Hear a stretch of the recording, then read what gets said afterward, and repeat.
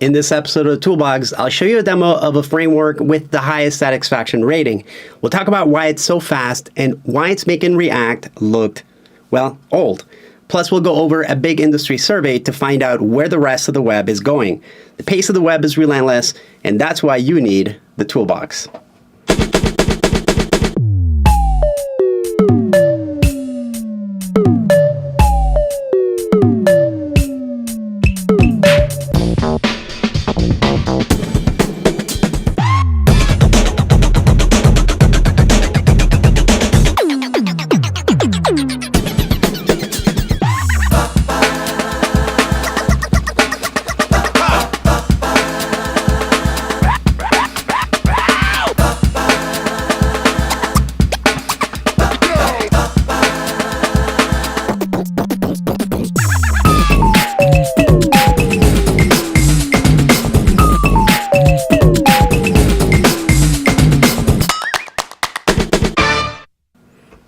Hello everyone, this is Ray Villalobos, and I stream about front-end and full-stack tools Wednesdays at 1 p.m. Eastern, 10 a.m. Pacific. Follow me and subscribe on LinkedIn and YouTube for more content. Now, if you want to watch any past episodes, make sure you take a look at my blog, raybo.org.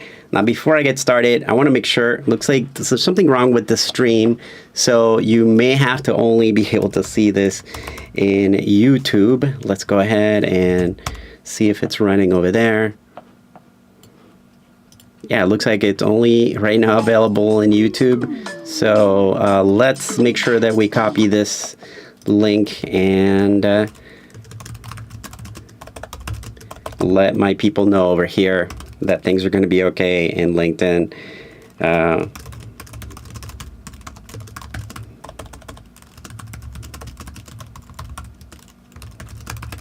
Sometimes what happens with these broadcasts is that LinkedIn has a very sort of tight deadline of when things are synced up and wants you to resync all the time. And sometimes that makes a stream not quite be able to run. So let me see if I can fix that really quick. I need to go into, let's see, my Restream account. And I apologize for taking a few moments here. And just make sure that my link to LinkedIn, it might still not work for this time, but we'll give it a shot. And hopefully everybody that's on LinkedIn is either moving into YouTube, and I should be able to see it fine there as well. So let's see. It looks like everything should be running. There's also, let's see, stream key. No, everything seems to be connected properly. So let's see if it's complaining about anything. No, it doesn't seem to be complaining about anything. So it might just be a LinkedIn thing. Yeah, let me just tell everybody.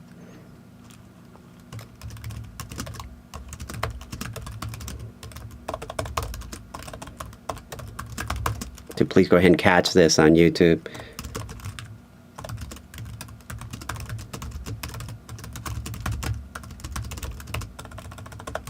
Know if it's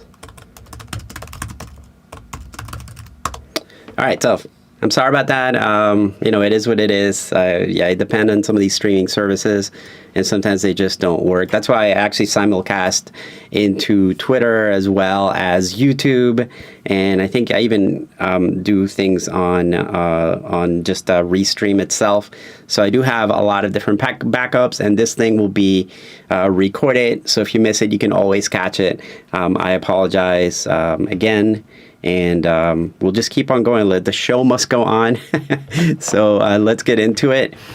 So I've been looking at a lot of frameworks lately. In the last episode of the Toolbox, I was covering Svelte. So I don't know if you have seen Svelte before, but it's actually my favorite framework recently. So it's really climbing in the rankings in terms of popularity. But one thing that really bothered me when I was doing the work on Svelte is when I checked the state of JavaScript survey, which is a survey of about, I think, 17,000 developers in the last year. And one of the things that was in that survey was a list of satisfaction versus interest versus usage versus awareness.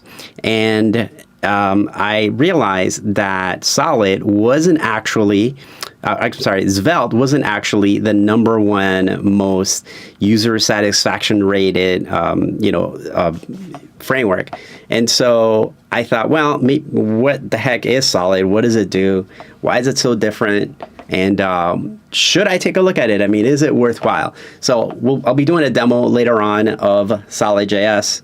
So we'll see what is different, what's kind of unique about SolidJS, and why I think a lot of people like it. I think that most of the time I like to learn things by looking at a realistic type demo. I mean, these demos have to be pretty short. The demo is like, I think, 8 or 9 minutes long, so it's not something humongous. It's really cool, but I don't think I'm going to be changing my mind about Svelte quite yet. So if you look at it, if you look at the satisfaction, you can tell it's #1. And percentage-wise, I think the numbers are the same. I think if you looked at the data, at the raw data, Solid would be numbers-wise a little bit higher. And in addition to that, if you look at interest of what are people interested in learning, you could see that Svelte is the #1 framework in terms of interest. However, Solid is #2, and the interest is very different from if people actually use it. So if you look at usage, things really change there. You can see Solid is way down here at 3%. But interestingly enough, Svelte kind of still holds its own behind Angular, which is sort of weird. And you'll see in the other survey that I'll be talking about today about some of the feelings that people have about these frameworks, specifically. Also, awareness is really low, I think, for Solid. But Svelte has definitely been climbing up there in terms of awareness. That's really awesome awareness, whereas like Solid is 38%.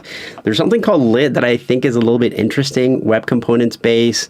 I don't know. I don't know why I'm so crazy about learning all these different frameworks, but to your benefit, I mean, hopefully that helps you by doing some of these demos, figure out what sort of things you are liking.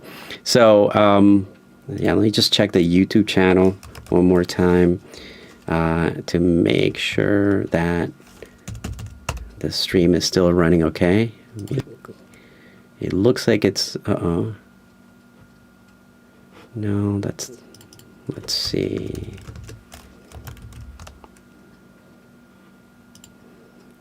Let me see. Yeah, it looks like I'm running just fine. So I guess we're going to be doing everything on YouTube today. And there's really nothing I can do right now about the stream not showing up on LinkedIn. So let me just do one more post about this. Sorry about that. Feels like a big disaster, but this stuff happens.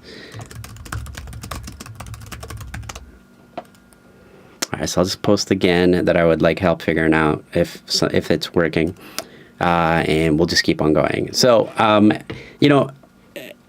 having looked at all of these satisfaction, interest, and usage sort of stats, the question is, what should I really be learning today? And I really feel like everyone should learn React just because it's so dominant. If you're trying to get a job today, chances are that it's going to be, that React is going to be the thing that people are looking for. Now, if you look at something like React and Vue, they are very, very similar.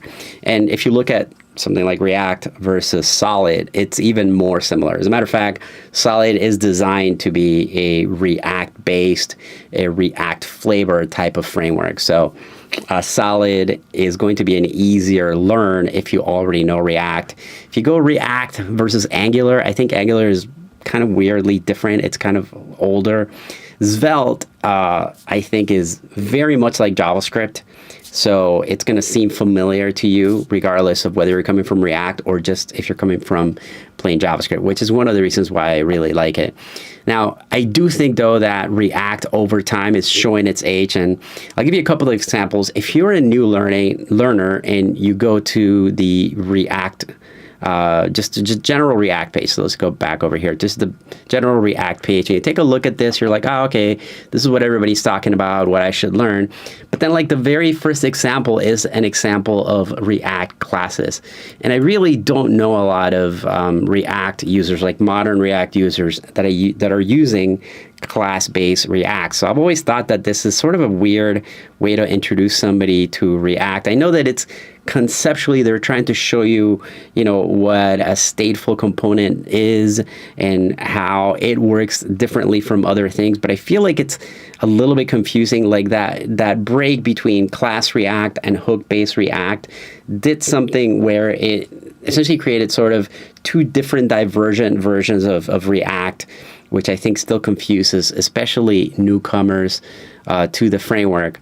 So I always thought that's different. And even if you dig down through the docs, in order to learn React, you can go through all these things right here. You look at the main concepts, introducing JSX, and it kind of shows you how it works. But I think that they actually have gotten better, I think, at rewriting this to make it a little bit more updated. You go into a state and life cycle, and they're using things that I don't write React in this manner. And they also, I think, because of the way that Vue.js is something that you just add a simple, script tag to load, they've introduced things that help React work in that way as well. So I think because React has had to sort of tack on more and more things, is getting more complicated. Hooks, I think, is a little bit conceptually complicated for new users to learn. Also, like when you look at the docs, you can see that in order to find out about hooks, you have to, after going through all this, even the advanced guide, you actually have to end up going here and looking at introducing hooks to actually understand what is the way that people really program in React today. So I don't know what you think about that. I mean, I think that makes it a little bit harder to learn today and a little bit more confusing. Whenever a framework starts rethinking its original concept, I know that Vue tried to do this as well. It ends up, kind of diluting the power of the original idea. I feel like it's sometimes better to just start over, and that's where a lot of the frameworks and a lot of people writing JavaScript who are trying to make it faster, that's what they're doing. What if we didn't have this overhead or that overhead? Whereas React, if you look at where it's going and trying to make things faster, what React has been doing is adding things like hooks. But then in the latest version of React, which is React 18, React added some new concepts. Very specifically, it added this concept of concurrent React. So the new thing in React is how it handles what happens when it's drawing elements on the screen. It essentially, instead of everything being drawn in a sequential manner, it allows you to interrupt and re-render things based on urgency. If something needs to render before another sort of long render that you have going on in the page, you can actually render something before that. And it makes it really efficient, but the implementation of concurrent React makes it a little bit sort of a little bit harder, because it isn't, to get those benefits, you really have to be kind of an advanced React user, and it still works this is actually a beautiful thing about React. And I heard this when I was talking to an engineer from Facebook, when I was specifically Facebook's thing.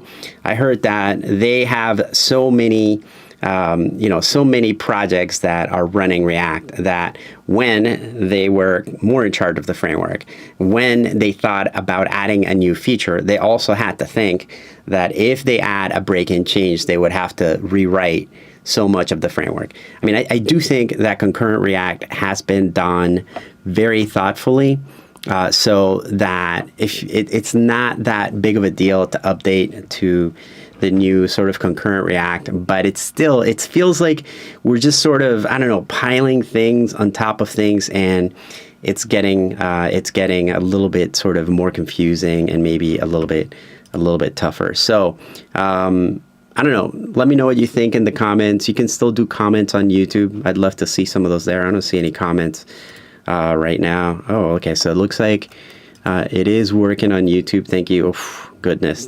Thank goodness. So I'm glad to see that some people made it into YouTube. So yeah, let me know. I mean, have you used the new concurrent React? Have you upgraded to React 18? I mean, are you even using React? What are your thoughts on some of the differences maybe between like Svelte and React, and what's going on between those different platforms? So my thought is that React is starting to show its age. There are new projects that are going to be challenging it. And sometimes it's not going to be specifically on React, but if you look at something like Astro or Remix, I think Remix is really interesting, sort of from a framework that is sort of focused on the server side. I think it's really interesting. Next, though, does a lot of that, but again, Next is starting to feel like it's getting piled on top of. It actually does a fantastic. Really, honestly, so does React. But I feel like things are getting, it's almost like, I don't know, when you have too many accessories on or something, when you're like when you're trying to fix something in the shed, and you want to take all the tools that you're going to need, but after a while you've got a lot of things that are just, you're going to make 2 or 3 trips whenever we're doing that. So that's my feeling about React. I don't know what you think. Let me know. I would love to hear this in the comments. So in addition to that, before I get into like the demo of Solid and talking about more about performance and speed, I wanted to go over this survey that I really liked, and it's called the State of the Front End 2022. So this is a survey from something called the Software House. Much smaller survey than the State of JavaScript, which is something I really like. So State of JS is about 17,000, people that fill it out, I guess. And this one's only 3,000, like almost 4,000, I guess. It does have some really good insights. So if you haven't seen this one, it's a really good read, and it covers a lot of interesting things. And I think it's always good to look at what's going on in the industry. So I'm going to go through some of these. Let me know if you have any questions. And I think there's a lot of really good information, especially related to what we're talking about today. So if you take a look at this first section, well, actually the second section, we're going to skip developers and work conditions and focus on starting in this section right here, frameworks, so that you can actually show or hide the results from the previous year, which I think is interesting. If you look at what they say here, which of the following frameworks have you used and liked? Number 1, React. Okay, as I mentioned, React is dominant. I mean, there's just no question, and you could see it right here. And the second one is actually Next.js, which is a React-based meta framework, right, for building like applications and stuff like that. So really, React is both of these combined technically. And then they have Vue.js, of course, and they have Angular. You can see that the sort of results are a bit similar to what we saw in the State of JS. Look at Svelte is always hanging around this part. Sometimes it's above Angular in terms of satisfaction. Sometimes it's below. And then they have things like Gatsby and Nuxt. It's a little bit odd, the choices here. I don't see something like Solid, so they probably didn't have enough respondents in order to gather evidence about that. And if I turn on the results from 2020, though, you can see that Angular is experiencing a little bit of a decline in terms of people using it and liking it. It's really clear. It's been clear for a pretty long time, and I think that Svelte tends to pick this up. This is actually more apparent in this next section, which says which one of these have you used and disliked. So interestingly enough, React happens to be number 2, Angular is number 1. I totally agree. I have come to dislike Angular quite a bit. It just feels, it's like when I'm feeling about React a little bit, it's starting to show it's really showing its age. It feels old. I think it's like an enterprise product. A lot of people love it. Fantastic conference. But it's just not something that I want to work in anymore. React, interestingly enough, like even though it was the most liked by far, then it's also like the second most disliked, which I thought was interesting. And I think Svelte shows up in here somewhere really deep, like over here at 4.6. So that was kind of interesting. What would you like to learn in the future? So that's a good question here. So number 1, Svelte again. Solid, I don't think made this list, like I mentioned, but Solid, Remix, I would put one that's missing here also is Astro. This is not in the list that they thought of, I guess. But Astro, I think, is going to be probably the most dominant thing in the next couple of years. It's just too good. So if you want to check out my demo of Astro, make sure you take a look at the previous episodes and go to rabo.org and find them there. So I did a demo, just like I'm doing a demo today. I did a demo of that framework. It's really, I think, Astro and maybe Svelte, but Svelte's a tough sell because it's tough to sort of break into something that people both like and dislike. If it was just dislikes, but if people really like it, still, I think that they're going to still go for React, and it's so dominant, as I mentioned. Look, interestingly enough, I'm sorry. So this is Svelte here. This is what would you like to learn? Look at the drop in the amount of people that no longer wanted to learn React. Like maybe it's because everybody knows it, but maybe it's because it's just not like you feel like maybe you know it by now. I think there's, I appreciate this about React, that it doesn't offer like a ton of changes. So, and then there's this whole section about different libraries, specifically like essentially utilities like Axios, Lodash, Redux, that sort of stuff. Not that interesting. So we'll go over to this TypeScript section. Okay, this is always really amazing to me because I'm not a TypeScript user. But look at have you used React? It's now even this survey is now at 84%. And all the surveys are indicated that people are really using TypeScript. Now, I don't use TypeScript because I feel like I have to do things since I'm doing mostly tutorials and small projects, I tend to want to and feel like I need to do things in vanilla JavaScript as much as possible. And so I don't have always like a huge need for TypeScript. I'm curious if you've used it and what you've thought of TypeScript. It looked like most people have used it by now. I mean, I would say I have used it, but I think we probably need to dive a little bit deeper into this right here. So let's take a look at, there's some questions about the future of TypeScript. All right, the next interesting things is static site generators. I don't see like my favorite here is Astro, and I don't see it here. But Next.js is super dominant in this area. Again, Gatsby does make a dent. There's other ones, like I love 11t, for example, but it's not necessarily, anything making a huge dent. And I think Astro is going to really rip it up this coming year. So, all right. So in addition to that, let's see. I was interested in looking at, so there's CI/CD questions, micro front ends. I don't know. I'm not sure that I've used this. So yeah, web components is going to be really big. There's a framework called Lit that is, I think I mentioned it before, that is kind of based on web components. It's kind of like a simpler way of making web components. I'm curious about it, so I may do a future episode of the Toolbox on that. But other than that, web components never really took off. Single page applications, I guess people are doing a lot of that. So I wanted to sort of scroll down. Browser editor. So yeah, this is kind of interesting. I think that the biggest change that we're going to see next year is all your editors are just going to be in the cloud. So they're going to be cloud editors. And so Visual Studio Code is really killing it right here, as long as JetBrains always does pretty well. There's still those Vim people. We know, you know who you are.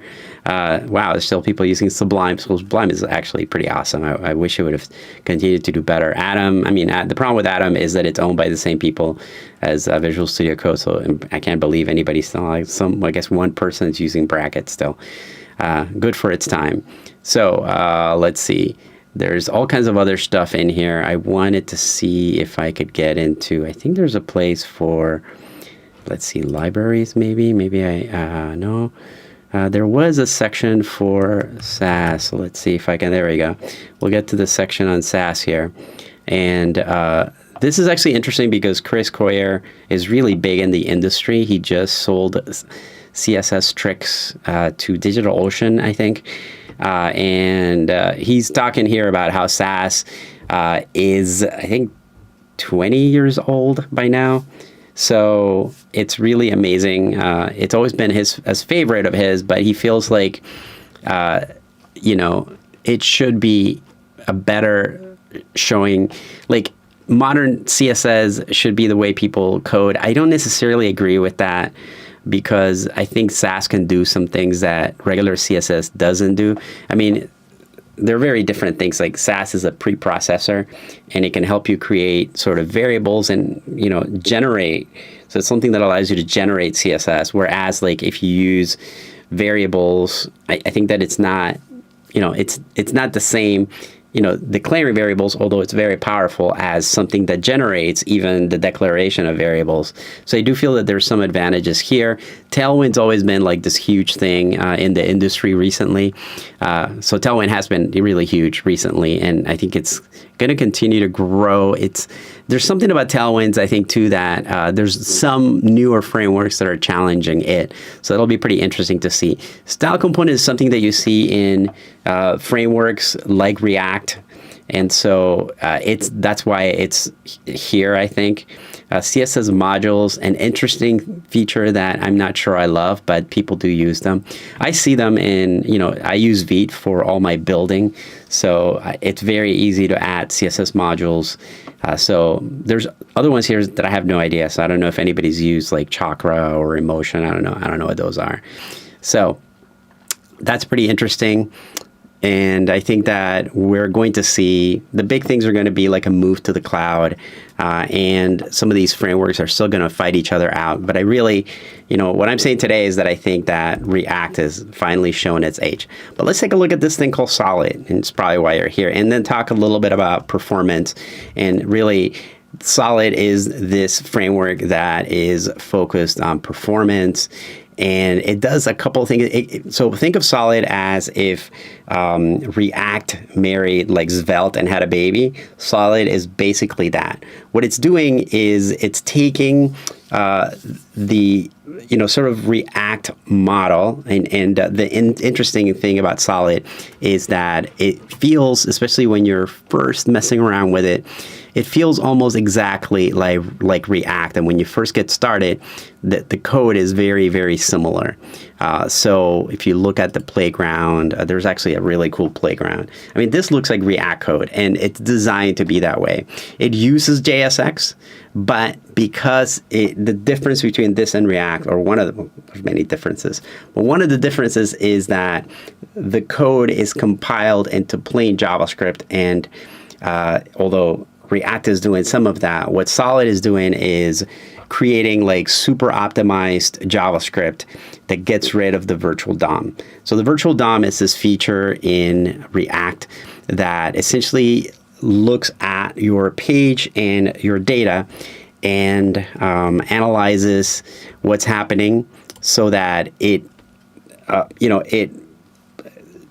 very efficient at updating what's happening within the page. So React is very, very good at that. And I think that everybody should read this article here.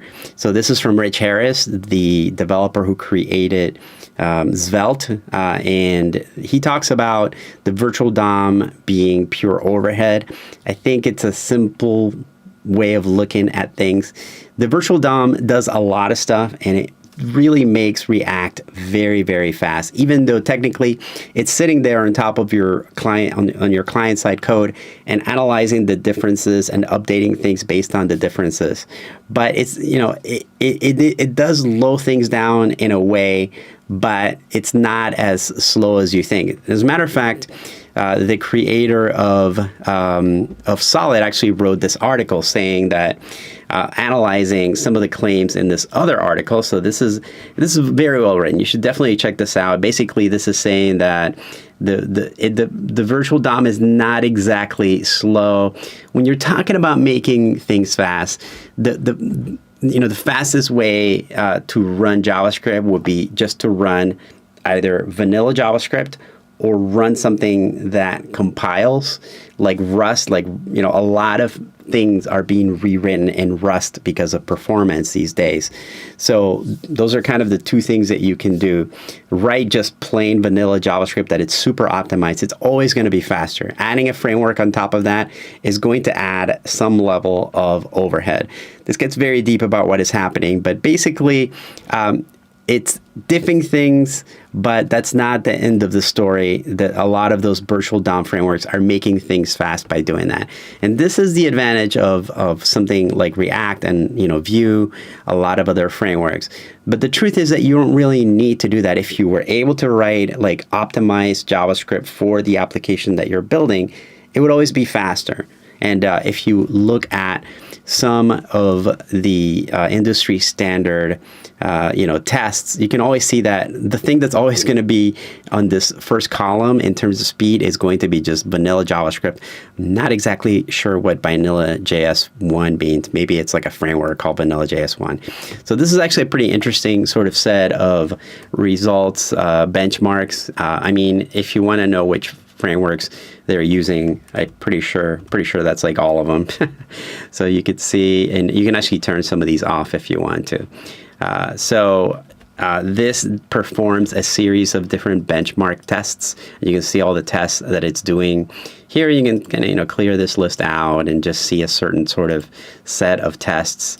A lot of these frameworks are hyper focused on optimizing the JavaScript that is written so that it's the most efficient. But a lot of them have to make sort of assumptions about the code. And again, JavaScript's always going to be faster, but a lot of these frameworks, it's like, if we all wrote binary, that would be the fastest way to write code, right? But nobody wants to write that. Nobody wants to write like an assembler. So you always pick languages that make your life easier. So the thing that you have to sort of worry about is, all right, so do I want to write my own diffing engine, or do I want to write like JavaScript that is faster? So every one of these kind of frameworks that are extremely fast, I feel like they're kind of a hack to try to make things faster, and all of them are going to have places where they're faster and places where other approaches are faster, although these results look fairly consistent. Now, if we take a look at where some of our favorite frameworks are here, you'll be able to see, let's try to look for React just on this first. Preact is always going to be faster than React, but you'll see that React appears over here with just different benchmarks. If you take a look at Solid, and this thing has grown even, Solid is very, very close to being the fastest framework. I think maybe a year ago, it was actually like right next to vanilla JavaScript in terms of speed. So what is it about Solid that makes it so fast?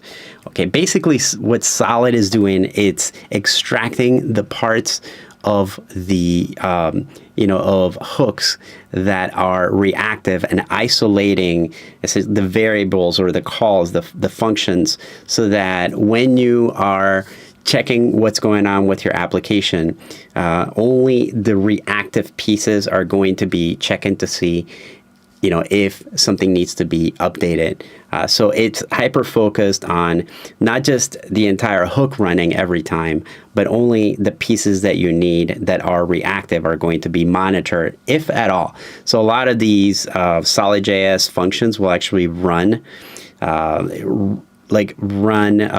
super fast and independently of what's going on, and also only once. So let me just go ahead and show you the demo that I built so you can take a look at how you make something with it, and hopefully somebody will have some questions afterwards. So let's go ahead and do that. Solid is one of those things that you install with Degit. So what we do is npx and then Degit. Then we can specify one of the templates. So I'll do the solidjs/templates. I'm going to use the JavaScript template. Then I'll give this thing a name. I want to call this locally. So I'll call this demo solid and then hit return. Once we have that, we'll need to switch over to that directory and then run an npm install command. All right, let's open this up in Visual Studio Code. So let's go ahead and open up a terminal, and we'll run an npm run def command. This will start up a server at localhost 3000. Let's go ahead and open up a window with that. And you should get something like this. Let's go over what we get. First is a vconfig.js file. You also get this pnpm lock file. You don't need this if you're using just regular npm, so I'm going to delete that. And of course, we have the package.json with the commands that we're running. And then we have our index.html file. This is being managed by Vite, so the only input is this index.jsx file. And other than that, there's really just a source folder. Here's where your main application goes. And we have this index.jsx, which is our entry point. We're importing a CSS file, which is right here. And this is just importing the library, plus then importing another module called app. And then it's targeting an item with an element of root, which is in the index.html file. And the index.css file is just a regular CSS document. It gets imported by the index.jsx file. And then we have an app.jsx. This is the main module. Plus we have this app.module.css. Because we have Vite, we can also do things like import a logo into an object. All right, let's go ahead and clean this up for our project. So I'm going to get rid of this header right here, and I'll just leave a single div for right now. I'm also going to get rid of the import of the logo as well as the module.css, then get rid of these files as well.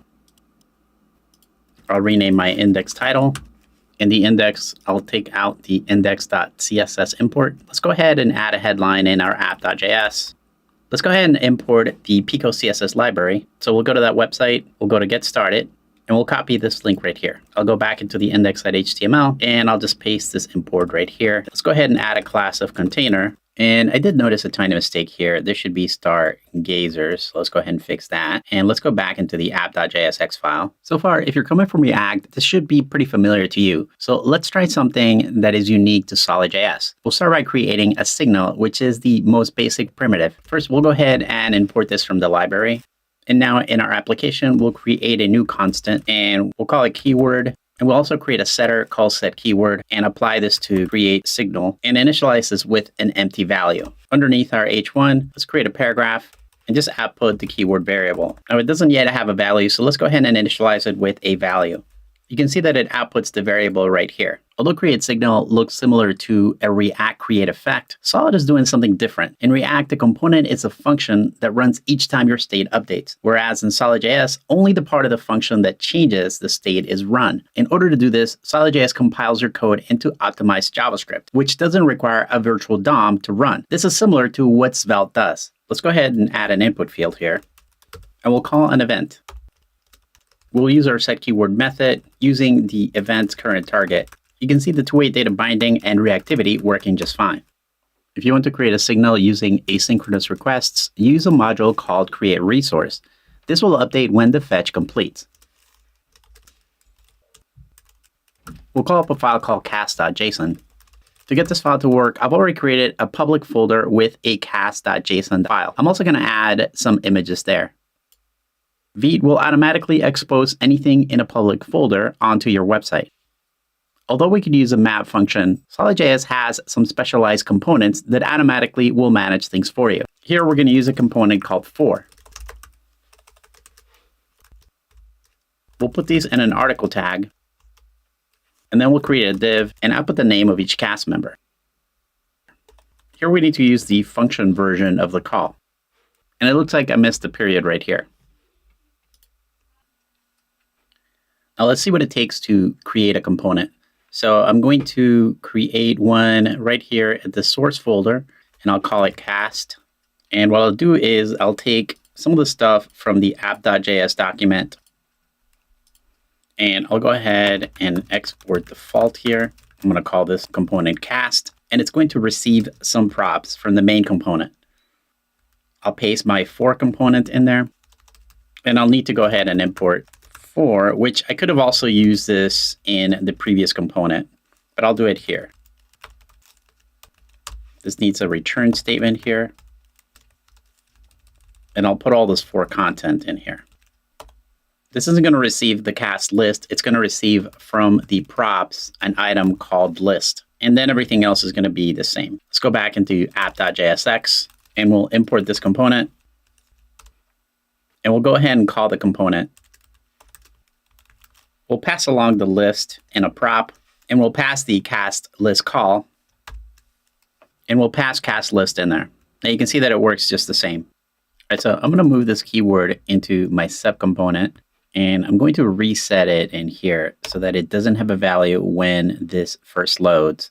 That means I need to pass it to the sub component, so I'll do that here. In the same way that I did the cast list, I'll pass along keyword, and in my sub component, So I'll put it in a label tag, and I'll receive it through the props using the key parameter. Now, because I've added 2 tags here, I'm going to need a fragment here in order to print more than 1 tag. Now you can see that this key is passed along into the subcomponent. Now I can add another one of the special components in SolidJS that will let you show something only when a parameter is met. So I'll do when the keyword exists, I'll go ahead and show this cast member. I'll need to make sure that I add that up here as well. And I'll need to, once again, use the function version of the call. You can see that nothing shows up until I type in a keyword here. Let's go ahead and filter our data based on what we type here on this input. After I receive the data from my JSON file, I'm going to filter it using JavaScript, taking the name parameter, converting it to lowercase, and trying to match it with whatever the keyword is currently, also convert it to lowercase. That should work right here. The problem is that create resource is only going to execute once unless I add a second parameter. The second parameter will control when create resource gets executed. If the keyword changes, then the create resource object will be fetched again. And now you can see it's filtering the data. The show component also has this really useful feature called the fallback. This will let me add something when the keyword has no value. Let's go ahead and import an image. So we'll go back into this cast component. And we'll add an image tag. Our cast.json file has a slug item that lets you have easy access to the image in the images folder.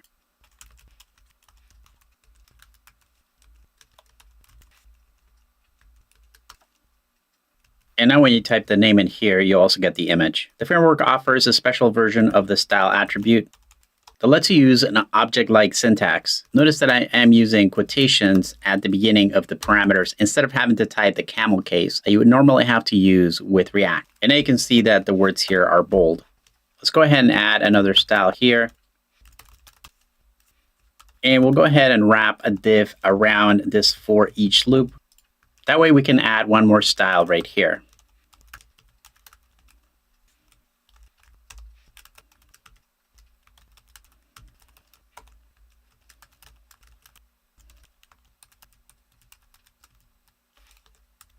And now we have a 4-column layout here. Let's go ahead and change this margin to 0. That's looking pretty good.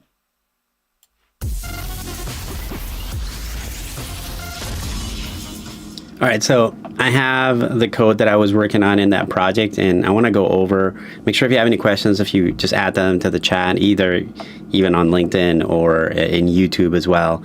So I wanted to kind of reinforce some of the things that are happening with Solid that make it kind of unique and different. First is, as I mentioned, it feels very much like React. So if you come from React, it's going to be super easy to pick up. But in addition to that, basically what's happening here is that React has its own set of almost like extensions or components on top of React. I'm going to say React again. It's React-like. And these components is what modifies the reactivity engine, how things are treated. So this create signal is kind of the simplest way of creating that reactivity.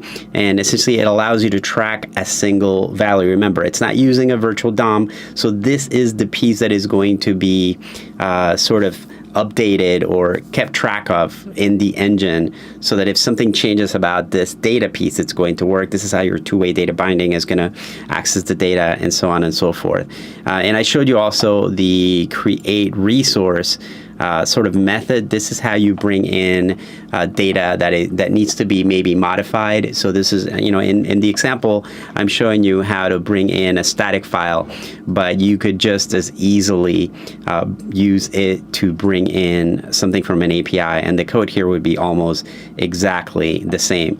One thing that really throws people off is that when you call these special, signals and these resources, you actually end up using function calls. So normally you wouldn't really do this, right? You think of the keyword here and the set keyword as a getter and a setter. Well, these are actually functions, and those functions are what is keeping track of the reactivity.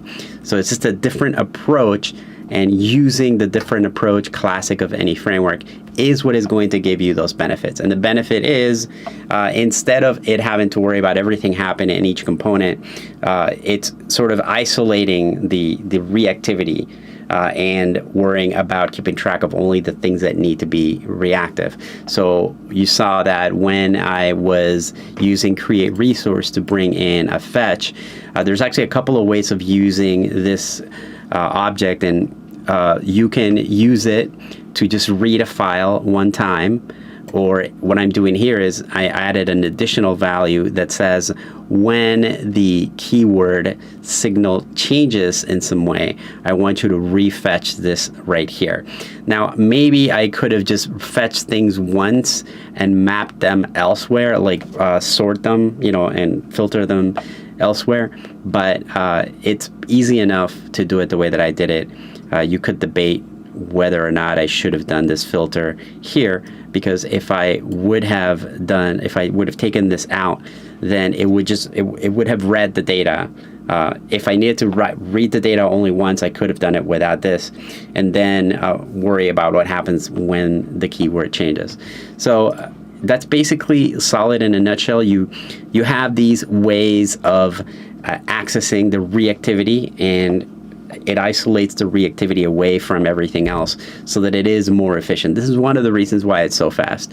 Now, when you saw the sort of ranking, you're seeing that it's kind of, it used to be like vanilla and vanilla.js, and Solid used to be like right here. It's already moving to a position here. So there's a few other things that are a little bit faster, but it's consistently one of the fastest frameworks.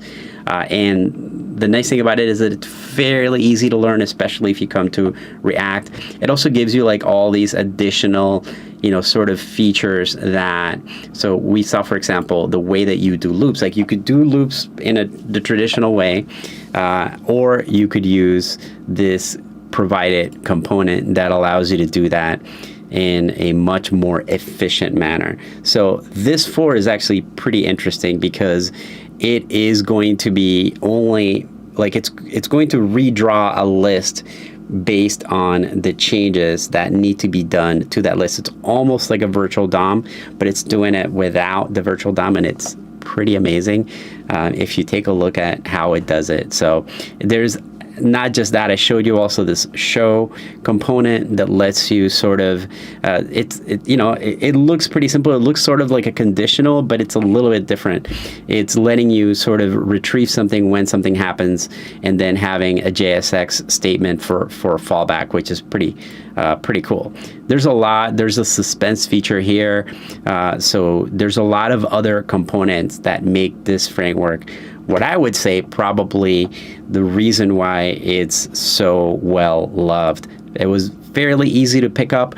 Now, if I were to give this thing, a notch in terms of, I don't know, like if I was to look at anything bad about this framework, I feel like the documentation it reads like an engineer wrote it, as opposed to somebody trying to learn the framework. It was like here's what I think. Sometimes if you know the thing that you're reading, you can understand it. But coming from like a teaching background, I feel that it's a little bit harder if somebody's trying to learn Solid and they don't know React, or they don't know, or maybe they're not like super solid with JavaScript. And I think this is where I could use some help. The documentation, the site itself is fantastic. There's a tutorial that is interactive, so that's pretty helpful. There's also a bunch of really cool examples. It's very simple. So I think the engineering part of Solid is, I guess, pretty solid. But look how cool this clock is. Pretty interestingly done. Actually, it has a bunch of different subcomponents in here. And then there's also just like a playground. So I feel like the engineering parts of the framework are really great. What's lacking, I think, is a little bit of help with the way the documentation is written to try to make it, I don't know, maybe more beginner friendly. If it was going to say, I think that people that are already using React love it, but if you wanted to make this more accessible to beginners, and I think that would be a good thing, you would want to maybe rework or redo the way the documentation works. And that's probably my only beef with it. I don't know if you have any comments, let me know. So that is pretty much all I had for today. Let's make sure later on I'll go ahead and create an article. But if you want to watch any past episodes, I did mention that in the toolbox I have the previous week's Svelte video that I did, as well as Next.js. And if you look through here, you'll find all kinds of cool stuff. Like you'll find Astro and all kinds of CSS frameworks as well. So make sure you check that out. And other than that, find me on LinkedIn and YouTube. If you follow me on LinkedIn, I publish all kinds of courses on LinkedIn, and I often make them free. So yeah, find me there and send me a note. Thank you so much for watching, and hopefully next week everything will be fantastic with LinkedIn. Talk to you later. Solid is one of those things that you install.